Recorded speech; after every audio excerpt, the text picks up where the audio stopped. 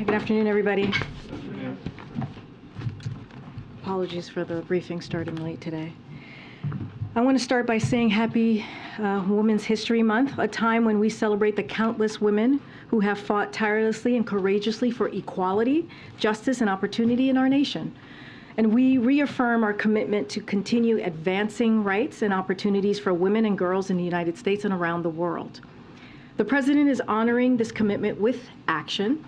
He signed into law historic legislation to advance gender equity over the last year, including to support women in the workplace, such as the Pregnant Workers Family Fairness Act, the Speak Out Act, and the Pump for Nursing Mothers Act as well, and to ensure all people can live free from violence through the strengthening and reauthorization of the Violence Against Women Act. The President is also proud of having the most diverse group of women at the highest levels of government in U.S. history, including the first woman vice president and the first gender equal cabinet. This Women's History Month, we remain committed to continuing this important work in service of advancing the full participation of women, a foundational tenet of our democracy. And I wanted to lift up some really good news that all of you saw this morning, and you also heard from the President as well speak to this, which is the lowering health costs for American people that we heard today. As you know, for far too long, American families have been crushed by drug costs, many times higher than the cost to make them, and what people in other countries are charged for that same prescription. Insulin costs less than $10 to make, but Americans are sometimes forced to pay over $300 for it as well. As the President said this morning, it's flat wrong. That's why the President fought tooth and nail to pass the Inflation Reduction Act, which caps the price of insulin for Americans on Medicare. This was a critical action to lower healthcare costs for American people, but the President has been clear that the insulin cap should apply to all Americans, and that was something that we saw congressional Republicans blocked at that time. In his State of the Union address, he also called on pharma companies to continue this progress and bring prices down for everyone on their own. Today, Eli Lilly, the largest manufacturer of insulin in the United States, heeded that call and announced that they are lowering their prices, capping what patients pay out of pocket for drug makers' insulin products at $35. This is great news and important progress toward lowering costs for all Americans. Unfortunately, congressional Republicans are are among the few left that believe insulin costs should be sky high. In fact, they are fighting to repeal the Inflation Reduction Act, which would increase healthcare costs for American people and increase the deficit as well. And finally, last night, House Republicans voted to overturn the Department of Labor's rule that investors make their own investment decisions free of government interference. The Senate will vote on the measure today. Republicans talk about their love of free markets, small government, and letting the private sector do its work. The Republican bill is opposite of that. It forces MAGA Republicans' ideology down the throats of private sector and handcuffing investors as well. The bill would bar fiduciaries from considering significant risk like extreme climate threats and poor corporate governance when they make investment decisions. It would give investment professionals less flexibility to make prudent decisions, meaning they won't be free to maximize the retirement savings for millions of Americans. That would jeopardize the retirement and life savings for police officers, firefighters, teachers, and tens of millions of retirees all across the country. This is unacceptable to the President, and that is why he will veto this bill if it does come to his desk. President Biden is focused on protecting workers' hard-earned life savings and pensions, and that is what he's going to continue to do. You've heard him say that many times. And with that, Amr, you want to kick us off? Yeah, thank you. So Chicago had their first round of their mayoral elections yesterday, and it's the latest big American city where frustrations about crime was a central issue of the cycle.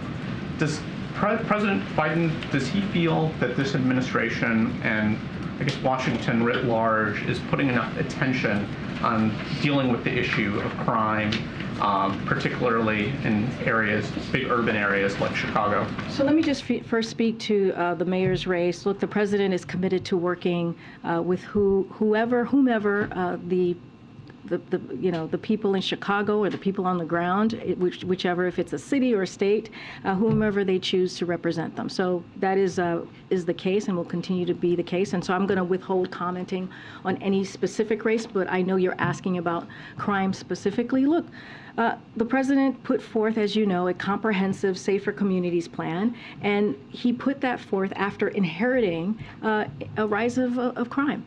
That is something that he has been focused on since the beginning of his administration. Let's not forget, in that plan, he calls for more than 100,000 police officers to go into the community, to work with communities and make sure that communities feel safe, families feel safe, and that's what the president has put forward.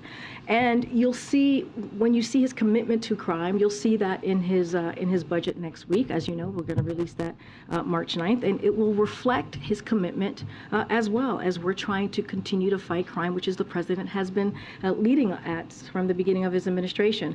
But what we have seen is that for years, congressional Republicans have been doing the opposite.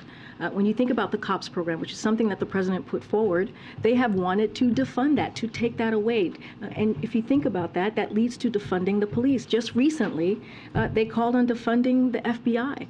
And you think about the border security funding, they want to take that away as well. So the president has been committed. And one more thing I would add, let's not forget the banning assault weapons. That is a key part of this. When we think about crime, we think about gun crime, that we believe will help alleviate the crime that we're seeing, keep families safe, keep communities safe across the country. So the president has walked the talk. The president has been very consistent on making sure that communities feel safe and fighting crime, and he'll continue to do that. Okay, so just one different topic. TikTok isn't safe for federal government workers' devices.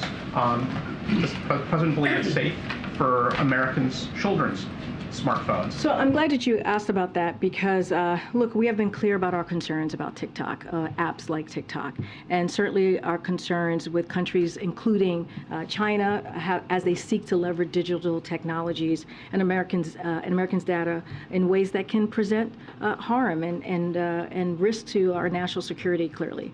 There was, to your point about families, there was a piece of data, a CDC data that just found recently that nearly 60% of teen girls felt persistently sad or hopeless in 2021, and 30% seriously considered suicide. So this is something that the president has taken action on. If you look at the using his executive branch authorities, we think about his unity agenda. A couple of things that he was able to do was stop collecting personal data on kids and teenagers online, ban targeted advertising to children, and impose stricter limits on the personal data companies collect on all of us. And so this is what the president calls on for Congress to pass in a bipartisan way, privacy legislation to hold by big tech accountable. And so the president's going to continue to take actions, but we see that in the data, how this has affected young people, especially during this pandemic in the last couple of years. Thanks, Karine. To follow on that, does the president believe TikTok is a threat to national security? Well, we have said that we have concerns. We have concerns about the app. And that's why we have called on Congress to act, and including, and I mentioned earlier, just moments ago, including how China is trying to collect the privacy of Americans in a way that can present national security risks. So yes, we have concerns about that, and look, we're going to continue to call on Congress. I just laid out the president's unity agenda and what he's looking to do and the actions that he wants to take from the executive branch of his authority, and so we're going to continue to call that out. Do the actions include a ban on all devices in the U.S.? So look, what I would say is this: the White House does not use TikTok, but we do believe that Congress took action, and so therefore clearly they took action and put this into law, and clearly we're taking those steps as it relates to the federal government. Outside of that, we know that CFIUS has an ongoing investigation ongoing looking at this situation. So I'm not going to go beyond what CFIUS is doing. I guess what I'm trying to understand is, has the president not issued a federal ban on TikTok on all devices because he does not think it's a threat to national security, or because he does not have a legal mechanism to do so? I'm not going to get into the specifics on what he has legally to do so or to not do so. What I'm saying, and we've been very clear, that TikTok, poses a problem and an issue. And so we have concerns about that as it relates to Americans' data, collecting Americans' data, and the potential national security risk. And we've been very, very clear on that. Again, CFIUS has an ongoing process that they're working through. So I'm going to let that speak for itself, what they come up with. And then just one more on the intelligence assessment on the Havana syndrome. The community does not believe it was a foreign adversary that is to blame for these cases, but rather things such as pre-existing conditions, conventional illnesses, environmental factors. Can you elaborate on what that might mean and what else you're doing to try to pinpoint exactly what caused it? So a couple of things. So look, nothing is more important to this administration, to this president, than the health and the well-being of our workforce. So that is a priority for this president.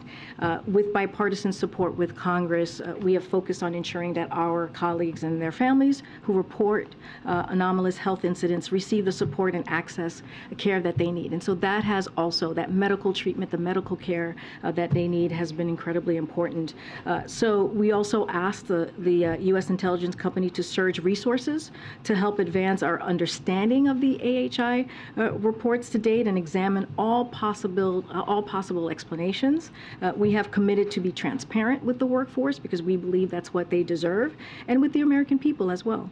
But what the IC has learned, and we would refer you to clearly ODNI as it relates to the assessment and what the specifics of that assessment and the key judgments that the IC released, that's something that we clearly would recommend to them. But it is important to note that what the director of the National Intelligence said and underscored today is that today's IC assessment does not call into action the very real experiences and symptoms. Like, we acknowledge that, and we understand that people are truly went through an ordeal. And so, and that's something that clearly our colleagues and their families had to deal with. So our commitment and the president's commitment to the health and safety of U.S. government personnel remains unwavering. And this is why the departments and agency will continue to provide timely care on as we look at the medical care, and make sure that that the reports are thorough, support research efforts, and process Havana Act payments as requested. So again, as it relates to any specific questions to their assessment, I would refer you to ODNI, but this doesn't change the commitment that the president has in making sure that these families, our colleagues in the workforce, get the help and assistance that they need, and they're going to continue to work through that. Thank you. And just to follow up on that, is the president satisfied with that report, with that assessment on the Havana syndrome? Look, I'll say this, what's important to the president is that we take this very seriously, as the intelligence community has. And you saw the assessment. They laid it out pretty clearly from ODNI. What we are committed to is making sure that our workforce and their families get the assistance that they need through the medical care. And look, the work is ongoing. It continues. So that extra special financial support that came from the Havana Act that the president signed, the White House still believes that the people who are suffering from these symptoms, even with this assessment now, that those people should still get that extra financial support. Absolutely. Yeah, absolutely. But I do want to send a message to the American people. Look, it is important, again, for the health and wellness of our workforce to be a priority. And that's what you saw from the intelligence community assessment. And look, and even from the assessment, that doesn't alter that. It doesn't alter our commitment, the president's commitment to their health and safety. And so that's what I would say. There is a commitment there to make sure that we make sure that there is a safe workforce for folks who are working for the U.S. government and who are clearly employees. If I can, just on one topic that you had brought up, the Eli Lilly news. Did the president make a personal appeal directly to any company executives ahead of this announcement to lower the cost of insulin? So I'll say this. I mean, the president has the biggest bully pulpit, Beyond right? Well, I mean, I think that's pretty important, right? I think when people ask what is the president doing, using the bully pulpit as he did at the State of the Union and calling out or laying out how we can help the American people is critical. It's important here. And we saw that, right? We saw that he spoke to insulin and how cost needs to go down. And here we see Eli Lilly taking action. And so, look, this is something that he's going to do. Using the bully pulpit as the president of the United States is an incredibly powerful tool. And the president uses that in a very important way, not just to talk to the American people and lay out his platform, lay out how he's working every day to make sure, in this case, lowering costs for Americans, whether it's healthcare, whether it's energy, and making sure that we continue to deliver. But it's also speaking directly to companies out there like Eli Lilly and saying, hey, you all need to change how you move forward, especially on something like insulin that it affects so many families across the country. One-on-one conversations. I don't have any conversations to preview, but I think it is important to really speak to the importance of the bully pulpit and the way that the president uses that in a way that's effective and in a way that communicates what the American people need. Thanks, Karine. China is going through its party congress process right now, and they're expected to implement the biggest government reshuffle in a decade over there. What will U.S. engagement with the Chinese look like once this process is over? So the approach that we have to China hasn't changed, right? You've heard us say we seek competition, not conflict. You've heard us say that it needs to be practical. That's the way we approach it, calm and resolute, and that is not going to change. And the president will always do what is required to defend our interests, the American people's interests. Still believes it is important to keep the lines of communication open. As you all know, Secretary Blinken very recently, when he was in Munich, had a meeting, a conversation with Wang Yi, his counterpart in China. And so again, keeping those lines of communications open. So as you mentioned, they're going through the annual parliament to put in place its government representative. We maintain working level lines of communication as they go through this process. And after that's done, as we have said, we are prepared to have high level engagement with China from the president on down. I don't have anything to preview. I know many of you have asked me about if there's a conversation with the president and President Xi. I don't have anything to read out for you at this time. He is expected to further tighten his grip on China after this process is over. How is the administration viewing that? How is the administration planning to engage with him? Look, I'm not going to get into how the process of their annual parliament. I'm going to let them, that's something political. We don't really respond to that. They're going to go through their process. Once that is over, we're going to continue having an open channel conversation. As I mentioned, Secretary Blinken had a conversation with his counterpart, Wang Li, very recently in Munich when they all gathered there for the summit. And so we're going to continue to have those lines of communication. Look, as I said just moments ago, it's going to be resolute, it's going to be practical, and it's going to be calm, and we have been very, very clear. Nothing will change on our approach with handling, with dealing, and our relationship with China in this past 2 years. And I have one on another topic. The Ron DeSantis op-ed in the Journal yesterday, where he talked about signing a law that ended Disney's self-governing status in Florida. That essentially provided the company with a favorable tax structure. They were able to get away without paying taxes around the regional infrastructure developments.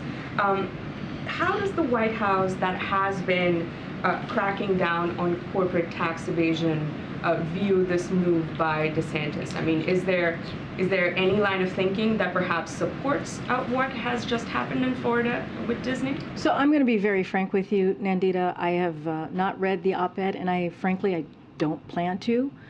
Look, the president has been very clear here. He's going to deliver for the American people. I talked about lowering costs. We just talked about Eli Lilly and their great announcement of capping $35 for insulin, which is going to be so important to families across the country. We just talked about, I was just asked about crime and the work that the president has done over the last 2 years to fight crime in communities, something that he inherited when you think about the rise of crime in the last couple of years. And so we're not going to play political games. That's not something that we do here. We're going to continue to stay very focused, laser focused on delivering for the American people, and I'm not going to read that op-ed. Go ahead. Thanks, Karine. There was a bipartisan rail safety bill that was introduced or proposed today, and the Senate Majority Leader Chuck Schumer endorsed the broad outlines of the proposal. It's the White House seen it. It's the White House supported it in the wake of the East Palestine disaster. We're glad to see bipartisan support. This is something that Secretary Pete has been calling for, and this is clearly to bring forth several rail safety measures, which is incredibly important. The bill would increase the maximum fines for safety violations. It would strengthen rules governing trains carrying hazardous materials. It will accelerate the timeline for phasing in safer tank cars and establish a permanent requirement for two-person train cars. So this is a good first step, and we welcome it. We encourage Republicans and Democrats to continue to work together to advance these common sense rail safety measures, and it's an important first step, and we welcome it. Is there anything just on the executive branch side that you guys are considering or weighing in terms of assistance to East Palestine? So as far you're talking about more economic assistance. Look, you've heard from Secretary Buttigieg, you've heard from the EPA administrator speak to how we're going to hold Norfolk, Suffolk accountable here to make sure that they pay for the mess that they created on the ground in the community of East Palestine. This is something that we are incredibly focused on and serious about. You've even heard the EPA administrator say that if they don't, they will have to pay this 3 times over. And so, look, we're going to keep them accountable, and that's going to be our focus. And then just one final one. The president nominated Eric Garcetti roughly 600 days ago to be ambassador to India. I think he's supposed to have a committee approval process next week. Vote, I think, is still kind of up in the air. Does the administration believe that he will be confirmed, and do you feel like this is a make or break moment for a long process? As you know, Phil, Eric Garcetti was voted out in a bipartisan way out of committee, and so clearly he has had bipartisan support, which is very important in this process. And we encourage and look forward to the Senate, moving forward with his nomination on the floor. Okay. It's great. I just wanted to circle back to crime. As soon as next week, Congress could end up overturning a new sentencing law in D.C. that reduces penalties for some violent crimes, among other measures. Is the president prepared to issue a veto if that vote passes and it crosses his desk? So I know we've been asked this question before.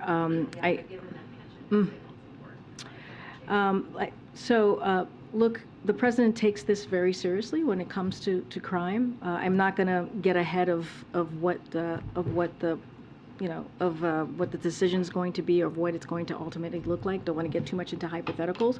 But what I can state clearly, and I've said this before, the president is very committed to make sure that our communities are safer, that families feel safer. That's why he put forth a plan very early on, making sure that we put more police in communities, that work with communities so that they feel safer. And you'll see that as it relates to funding, you'll see that in his budget next month. I'm not going to get into too much of hypotheticals from here, but the president, I believe, in the last 2 years and throughout his career has shown his dedication in making sure that we keep communities safe. Okay, and just a second one, since it's March 1st, do you have any information about the president's planned trip to Ottawa this month? It's been reported that he's going to be visiting. I don't have anything to share. Nothing to preview at this time. Okay.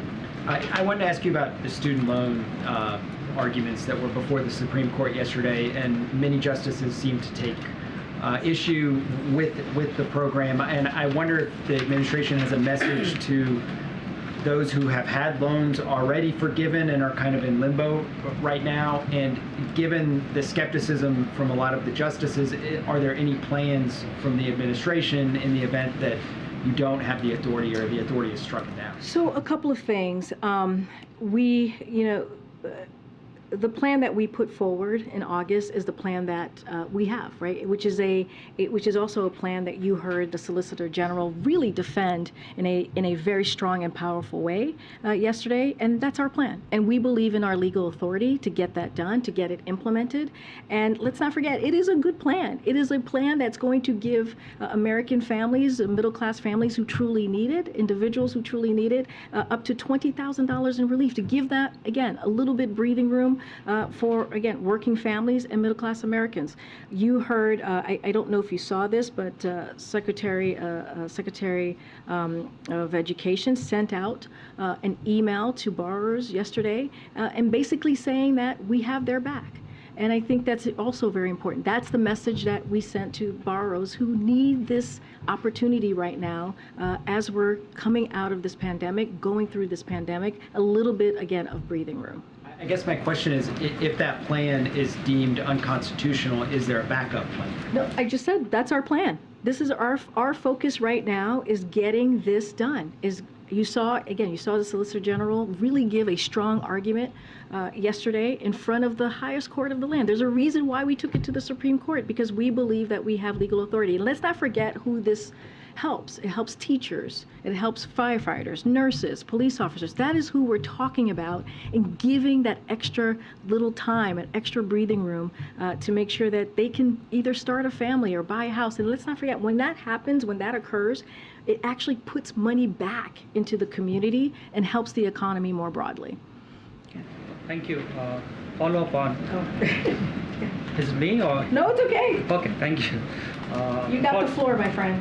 A follow up on Mayor Garcetti's nomination. Looks like he doesn't has the bipartisan support, as this week Florida Senator Marco Rubio placed a hold on his nomination along with 6 other senior diplomatic positions, including Rich Verma, Geeta Rao. What do you have to say on that? Is President calling these senators, some of the senators, to get these nominations through the Senate? I mean, it's basically what I just said. We think that Eric Garcetti is qualified to serve this vital role. That's why the president nominated him, right? The president nominated him because he thought he had the experience to be the U.S. ambassador in India. And as I mentioned moments ago to one of your colleagues, he received bipartisan support going out of committee, and we would like to see the Senate to move him forward and to continue getting that support. One more. Secretary Blinken landed in Delhi today to attend the G20 foreign ministers meeting, attend Quad foreign minister meeting, and his bilateral with his Indian counterpart. Is he carrying any message from the president for the prime minister, any letter or any message for him? Yeah, on his visit, Secretary Blinken will reaffirm the strength of the U.S.-India relationship and express our commitment to continue working together and in groups like the Quad to advance economic growth for our two countries and expand cooperation as we have our shared priorities. So that's what you're going to hear from Secretary Blinken. That is the message that he will deliver. Thank you. Good night. Thanks, Karine. Just following up on the Havana Act, which technically stands for the Helping American Victims Afflicted by Neurological Attacks Act. The predicate, obviously, of that law that the president signed is that these are attacks. And now the intelligence community is saying that 7 agencies are saying that it was either unlikely or very unlikely that that's the case. So understanding your position that obviously the administration wants to ensure that personnel across the government gets care, but that's not what this law outlines. This law outlines care for those who have been the subject of attacks. Is that a concern of yours, and how do you plan to address it? Look, I think what the president wants to make sure that occurs, that happens, is that we show our commitment to government employees, to the workforce, as they're going through a real issue here. This is a real problem that they have all experienced. And so we want to make sure that they continue the medical care that they're getting, that they get the resources that is needed as they're working for the U.S. government. That doesn't take that away. And so that is a message that we're going to send to the workforce, the U.S. federal workforce, and also the families who are going through this, the individuals who are going through this right now. And I think that's an important message for the president to send. They had a real experience that they all went through, that they reported, that clearly the intelligence community looked into to see exactly what it was. They have a conclusion. They came up with assessment. I would leave it to them to speak directly to that. But it doesn't take away what they went through. And so the president is committed to that. And I think that's the message that we want to make sure it goes forward. Just quickly following up on that, now that this assessment is in, does the White House feel as if this is a settled matter, or does he have more Honestly, I would refer you to the ODNI on their specific assessment and where they are and what they concluded. I'm not going to speak to that from here. What I want to reiterate again is that we want to make sure that the workforce, our federal workforce, understand that their health and safety is indeed our priority. Go ahead, Jen. Yeah, on the Federal Reserve search, the search for the vice chair, can you say, is the president looking for a more dovish counterbalance to Jay Powell, which is what some progressives would prefer, or is that not a factor in this search? Look, this is a priority. Making sure that we fill this vacancy is a priority to this president. I'm not going to get into specifics on what the president's process is, but I would tell you that he thinks it's important to get that vacancy filled, and he's going to clearly continue to make that a priority, and we hope to have something to share in the near future.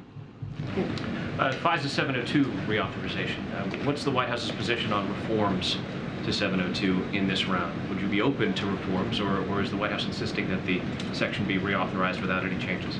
I don't have anything new to share on that particular piece.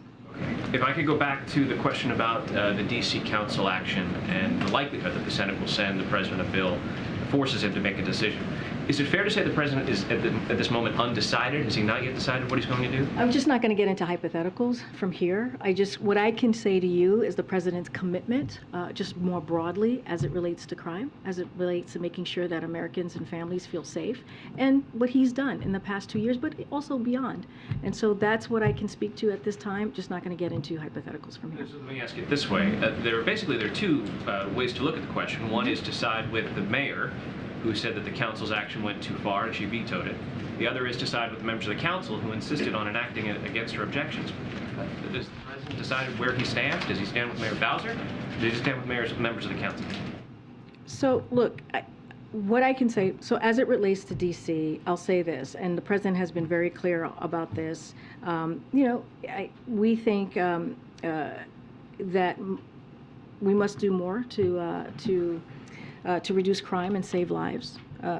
And that's why the president has taken those actions. As it relates to D.C. more broadly, and the president has said this as well, it's a clear example why D.C. deserves statehood, right? And that's something that the president has called for since the campaign. But again, I'm not going to get into particulars, into hypotheticals. The Safer America plan was something that the president has put forward to lay out how he sees making communities safer, how he sees dealing with an increase of crime. That happened, that he inherited, that happened before he walked into office. So I'll just leave it there and won't speak further to any hypotheticals. I'll go to the back, and then I'll come back down. Okay, thanks, Karine. So I'm going to ask you about the Labor Secretary pick. Julie Su, while she was a Labor Secretary of California, during COVID, the state lost between $20 billion and $32 billion in unemployment insurance to fraudsters. Meanwhile, 5 million people had benefits delayed and 1 million people had them wrongfully canceled. Is the president concerned that this will impact her getting confirmed? So a couple of things, because we got to put this all in context of what was happening at the time. It was a historic crush of unemployment claims at the onset of the pandemic. That's what we were seeing. The design of the initial pandemic unemployment systems and years of national investments in UI modernization led to challenges, right? Including fraud attacks, as you were just stating, across the nation in red and blue states alike. That was happening across the country during the very early stages of the pandemic. But under her leadership, under Julie's leadership, California took important steps to process a number of claims. We're talking about 1 in 5, which is in the entire nation. That's what California was dealing with, to ensure that working people who were out of work, and this was not their fault, could continue to pay their rent, could continue to put food on the table, continue to keep the lights on. So look, she believes in safety nets and need to be strengthened.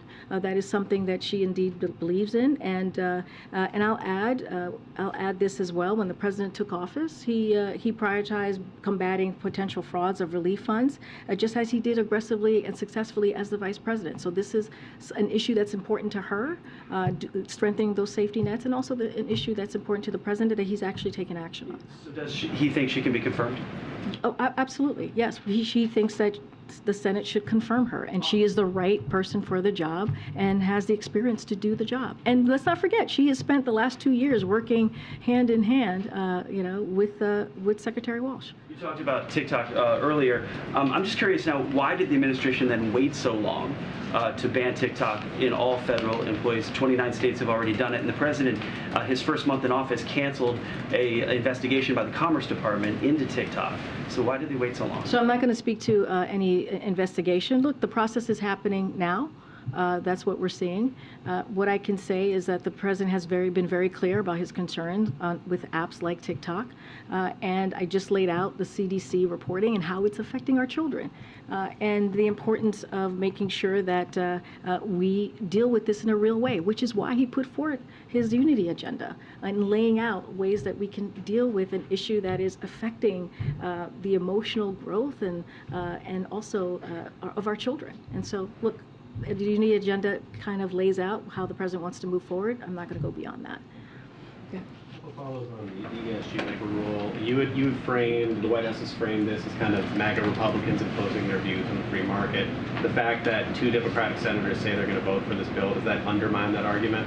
No, not at all, because this is something that Republicans have pushed forward. This is their agenda, which is kind of in line in how they want to move forward with a very extreme ideology, the MAGA Republican ideology. And what they're doing again is they're really pushing down the throats of private sector. That's what we're seeing. This is what this piece of legislation is.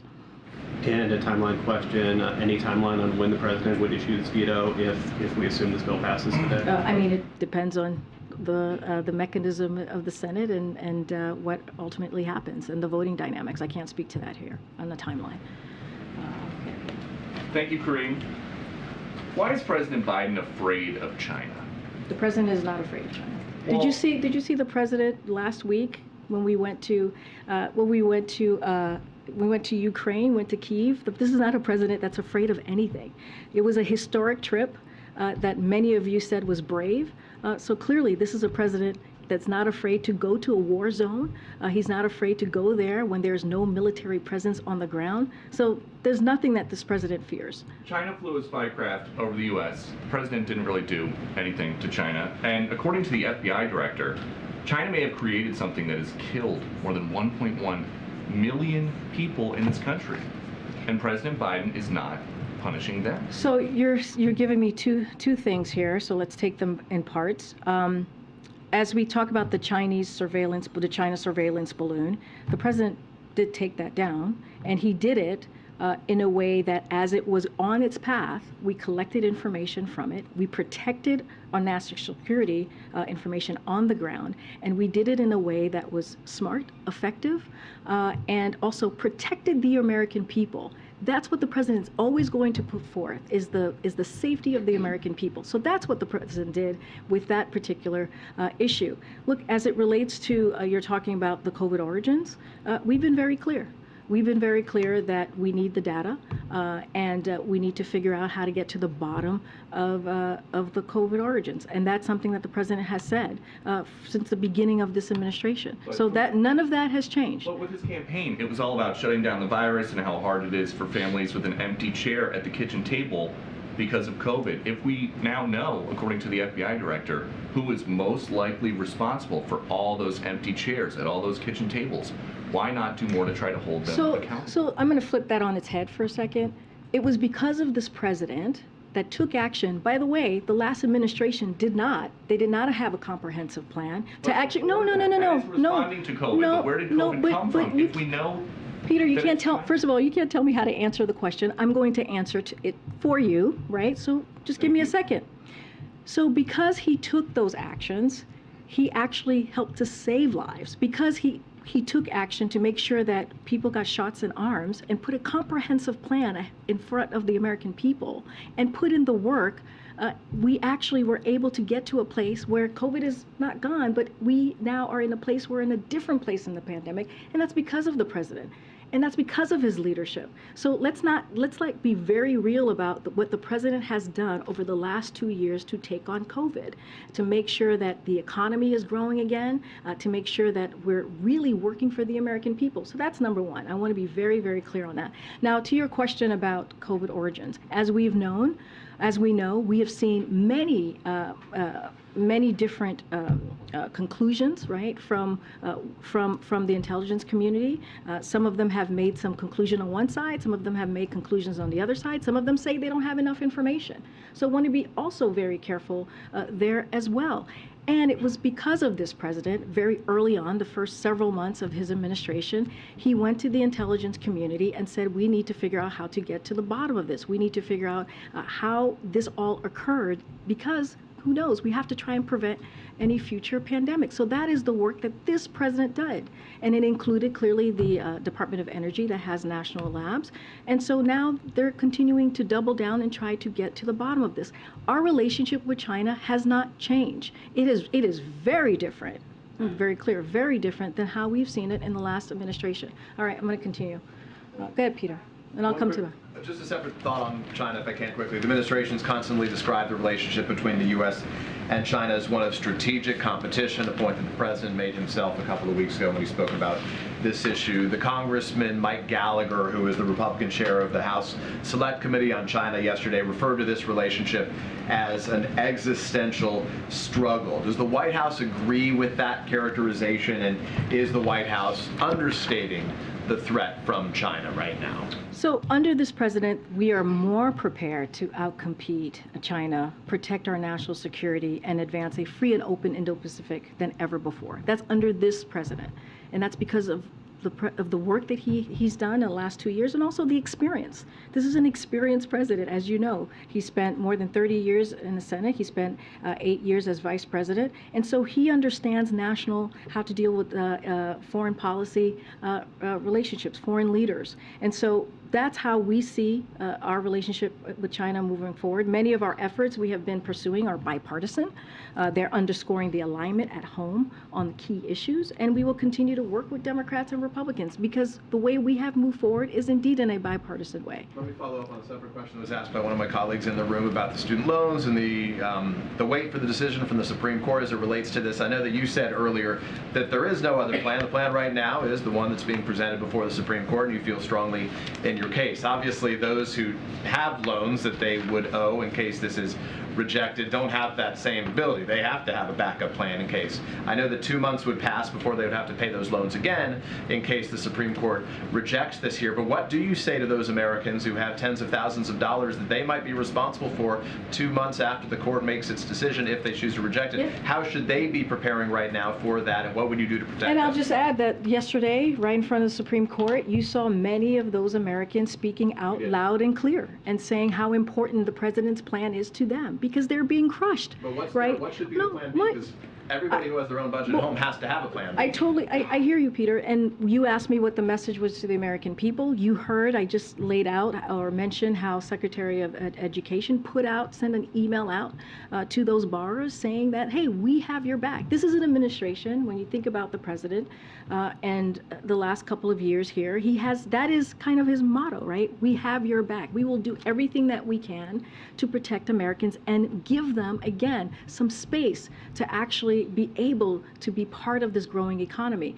And so, look, we do not have another plan. This is our plan. This is it. We believe that we have the legal authority. That's why we took it to the highest court of the land, the Supreme Court, and we're going to continue to fight. And you saw the Solicitor General do a fantastic job in putting forth a strong argument defending the president's plan. Just to be clear, though, so you don't have another plan, which is to say for those other, and you have those individuals' backs, which is to say if this is rejected, though, there isn't anything in the works right now by this administration. What I'm saying to you, Peter, what I'm saying to you, Peter, is this is our plan.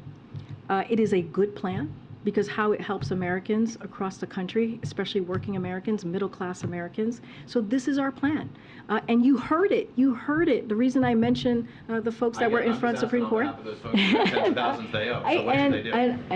I said they should know that we are going to continue to fight, that we feel strong in our legal authority here. And you heard it. You heard it from the SG yesterday, who defended it, the president's plan in a forceful way in front of the Supreme Court. Has the president spoken to Jimmy Carter in recent days, given the fact that he appears to be doing well, considering the circumstances? Have they had any other opportunities? I don't have any call to preview or to speak to. As you know, the president, I think, spoke to this when he did his ABC interview recently, that he has known Jimmy Carter for some time, was the first senator, to endorse him, and so they have a decades of relationship behind them, and so I would just say that he continues to wish him well, but I don't have a call to read out. I'll go to the back.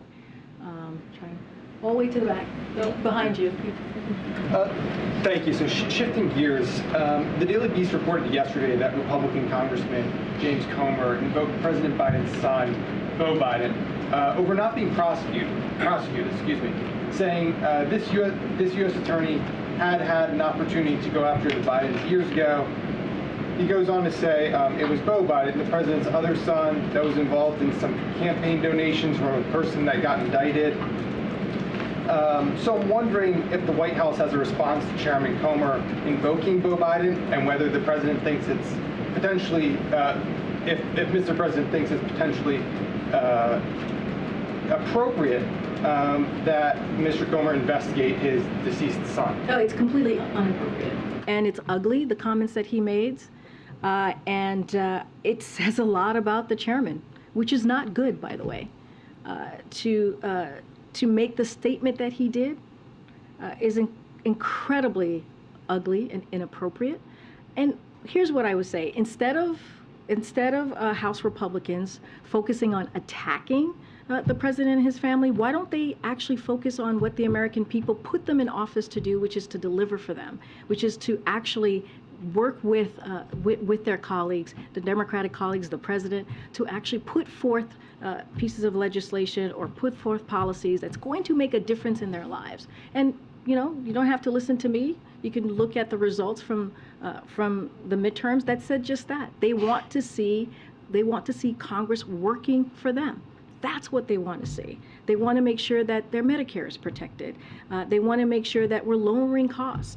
They want to make sure that their family feels protected. They want to make sure that their rights are protected. But that's not what House Republicans are doing. Instead, they want to do political stunts.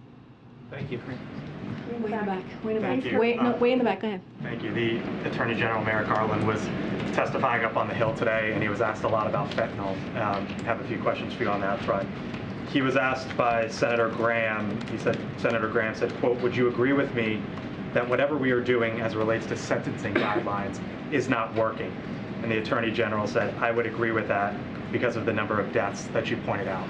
Does President Biden believe that sentencing guidelines around fentanyl deaths need to get stricter? I just caught a bit of the coverage. I didn't catch all of it. And I will say that the Secretary or the Attorney General spoke to a number of issues from what I understand. What I know for sure that he spoke to the Justice Department's independent work and his commitment to rule of law. I'm just not going to go beyond that. The Attorney General was asked if he opposes making the senior-most cartels being labeled as foreign terrorist organizations, and he said he would not oppose that. Again, I only saw a bit of the coverage. What I can say is what he's committed to. I'm just not going to go into this. A little bit broader for a second. The number of fentanyl deaths in this country has doubled in the last 2 years. The Attorney General described it as an epidemic. Can you describe what the administration has done to curb and to try to tackle this epidemic, as he put it? So this administration, when you think about fentanyl and you think about the work that this president has done, it has been very much focused on making sure that we keep our family safe, making sure that we keep our community safe, and getting fentanyl off the street. And we've done that in record numbers. You've heard me talk about that. You've heard me talk about the work that this president has done on fentanyl more specifically. I was just talking about the plan that he put forth to make sure that we keep communities safe. And that is part of that as well. We have seen record number of fentanyl, come off the streets because of the work that the president has done, because of what he is committed in protecting the border security, making sure that he put forth historic funding. There's still more work to be done. We would like to do that work with Republicans. They refuse to work with us. If anything, they want to take away. They want to take away that border security funding. They want to defund the FBI. But the president is using the tools that are in front of him right now on the executive level to make sure that he does everything that he can without the help of many Republicans in Congress to make sure that we keep community safe, and that's what he's going to continue to do. Go ahead, way in the back, Owen. Thank you, Karine. Two questions for you, please. Thank you. Number one, just recently in California, a very tragic story. Catholic Bishop David O'Connell, Auxiliary Bishop of Los Angeles. He served the area for 45 years, ministering to migrants, the poor, victims of gang violence, known as the Peacemaker, and he was gunned down in his home, murdered, just a few weeks ago. I know the White House is aware of it, but do you have a statement or at least something you want to tell the faithful there in Los Angeles? Absolutely, and I appreciate the question. We do have something that we want to share, which is the President and the First Lady join Archbishop Gomez, the Archdiocese of Los Angeles, and the entire Catholic community in the mourning of Bishop David O'Connell. We also express our sympathy and prayers for the family and friends of the bishop, who will certainly remember his legacy of service to those on the margins of society. And so, again, we offer up our condolences to the community. Thank you. And secondly, is President Biden aware of this leaked document that recently came out of the Richmond, Virginia field office that compared Catholics, conservative Catholics, to violent extremists? Several attorneys general have written a letter, and they say, quote, anti-Catholic bigotry appears to be festering in the FBI, and the Bureau is treating Catholics as potential terrorists because of their beliefs. Again, they wrote that in reaction to that leaked document. So my question is the president aware of that document?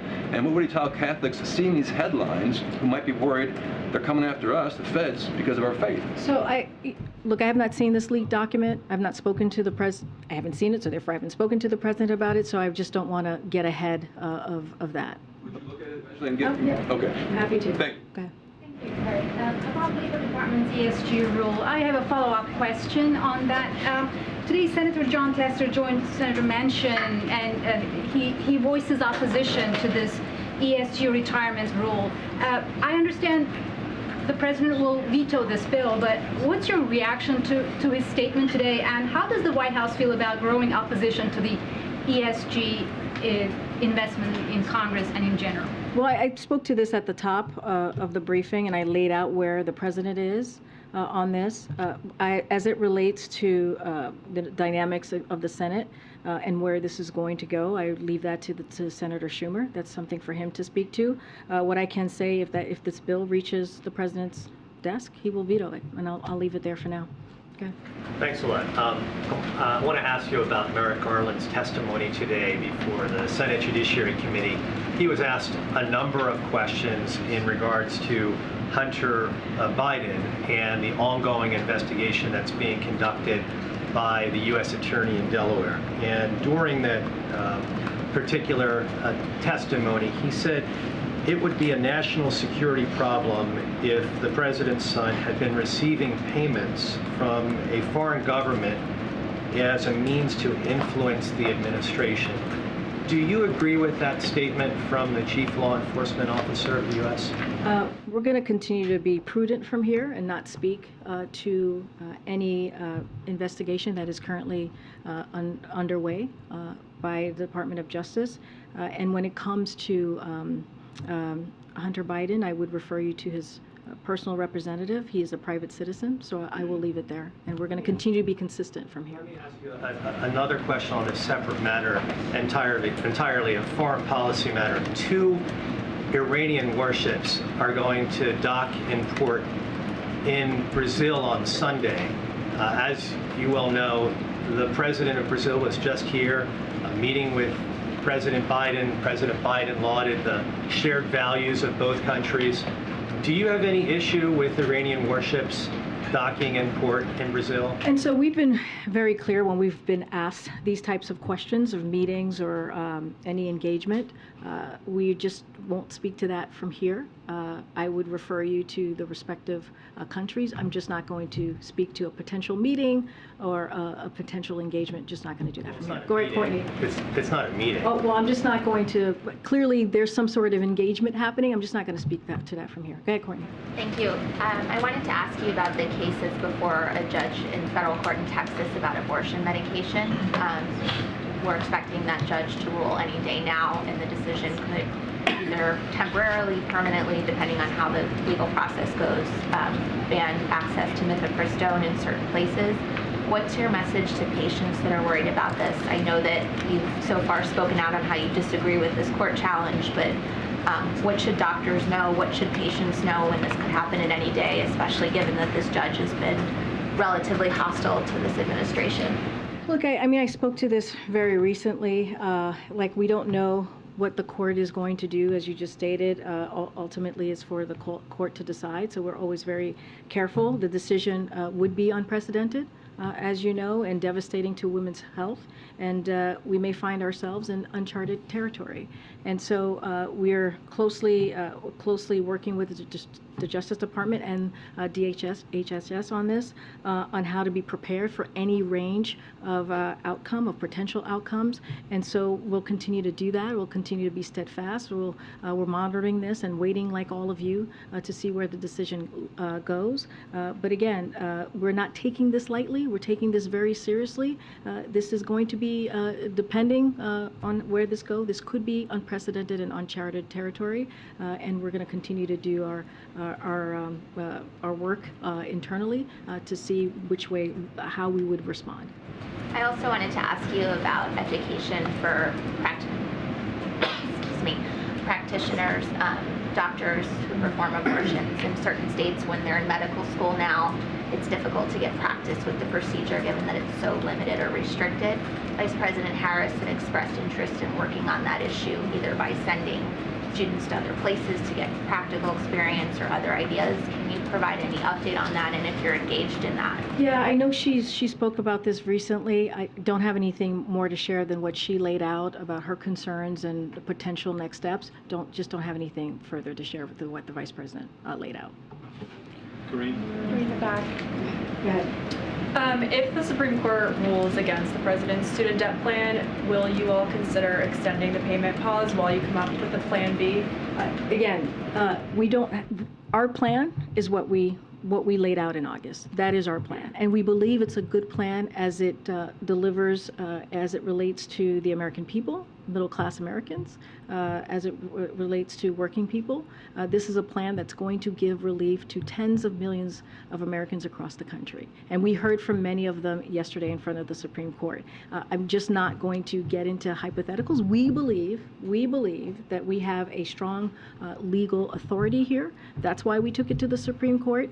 And you heard from the Solicitor General. She made a very strong case for why the president's program is important.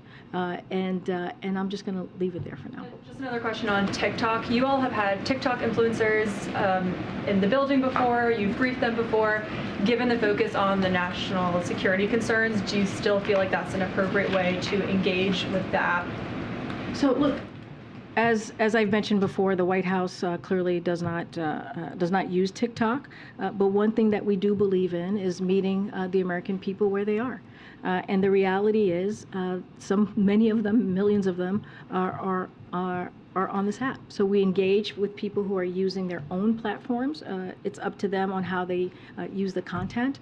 But we've always said from here, this is something that we have said for a long time, that we're going to try to communicate with the American people and meet them where they are. But we are also have been clear about the concerns that we have with this, with apps like TikTok, and that's not going to stop. Go ahead, you have the last Thanks, question. Karine. We've just learned the TSA officers at a Pennsylvania airport stopped an explosive device from getting onto a plane Monday. Do you have any comment on that? I don't have any comment from here at this time. I would have to talk to our team. More broadly, do you have a message to Americans who are hearing about flight safety incidents, close calls, devices on planes? How can you ensure that the airs are safe, the air is safe? Well, Secretary Buttigieg has been on the airwaves today, this morning, the last couple of months on this, speaking to our commitment to making sure that we keep Americans safe, especially Americans who are clearly flying. And so we're going to continue to do that. The President is committed to that.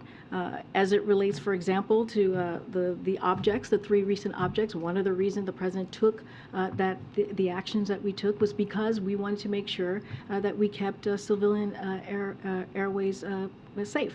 So you've seen him take really bold actions in that way. But as it relates to,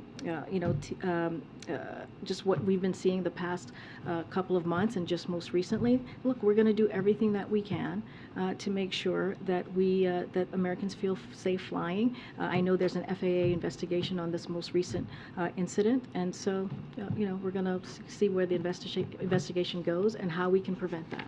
All right, thanks everybody. See you tomorrow. Thank you.